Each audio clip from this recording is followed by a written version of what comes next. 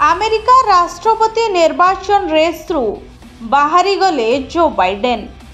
राष्ट्र उद्देश्य रे चिठी लिखि बाइडेन निर्वाचन लड़िबे नाही बोली घोषणा करिसंती।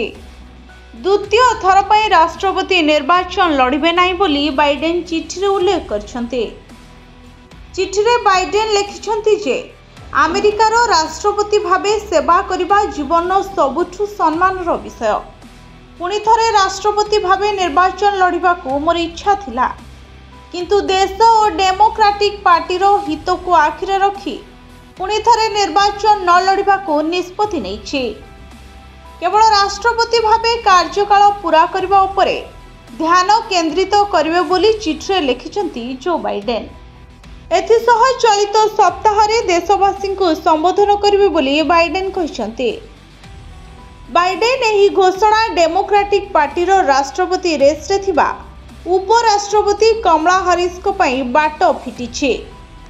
बयस और स्वास्थ्य समस्या को नहीं बाइडेन राष्ट्रपति निर्वाचन लड़िबे नाही बोली चर्चा आरंभ होइथिला।